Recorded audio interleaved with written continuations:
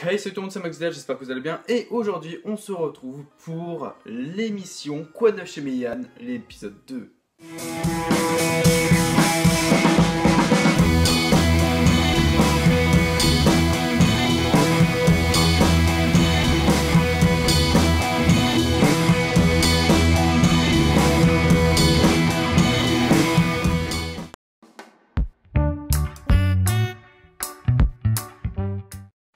La seule nouveauté est Angolmois, chronique de l'invasion mongole, un seinen historique de Takagi Nanaiko.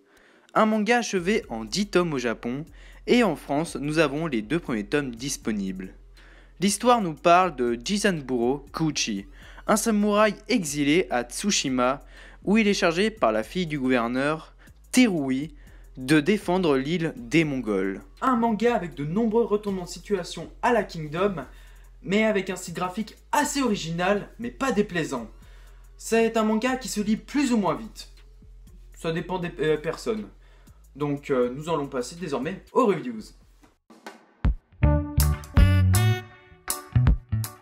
Jormungand, tome 3 et 4 de Keitaro Takahashi. Un manga qui se lit trop vite tellement c'est bien.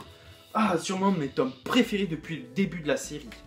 Alors, dans le tome 3, nous faisons la connaissance de Casper Ekmatyar, le frère de Coco, et qui est aussi un grand nom de la vente d'armes. Nous en apprenons aussi pas mal sur le passé de Jonah, et enfin nous avons une confrontation entre Coco et une importante entreprise d'import-export chinoise. Dans le tome 4, nous avons la fin de cette confrontation avec l'entreprise chinoise, et puis nous avons une deuxième confrontation, mais cette fois-ci commerciale, qui démarre entre Coco et une nouvelle dame dans le milieu de la vente d'armes. En tout cas, ce sont 2 confrontations très captivantes à lire et surtout fort sympathiques. Balzar, le tome 3 de Nakajima Michitsune. Après la révolte civile qui a été réprimée, une confrontation politique palpitante et captivante commence entre Weiben et un autre pays afin de déterminer qui influencera le Basland. Après ce tome, il est aussi très riche en éléments historiques, tout comme la création de voies ferroviaires ou encore les journaux clandestins. Mais si je devais absolument faire un reproche à ce tome, c'est que je m'attendais à ce qu'il serait plus dynamique. Mais bon, puisque j'aime les mangas politiques et historiques, il reste mon coup de cœur Meian avec Kingdom et désormais Jormungand. Les 7 ninjas défus de Takayuki Yamaguchi, un manga avec du potentiel et un bon scénario. Mais toujours aussi crade, et j'ai peur qu'à la vitesse que l'on découvre les ninjas, que cela devienne trop répétitif. Malgré quelques incohérences, j'ai trouvé ce tome pas mal.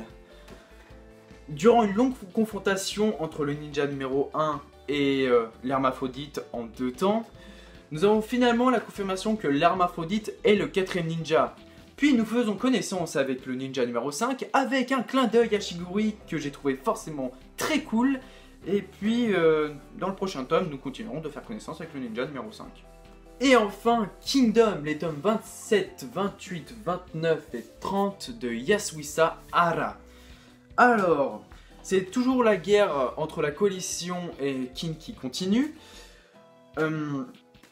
Il y a énormément de retournements de situation. En fait, un coup c'est la coalition qui a le dessus, puis c'est Kin, mais en fait la coalition reprend le dessus, mais en fait Kin est encore là, du coup ils reprennent le dessus, et ainsi de suite, voilà.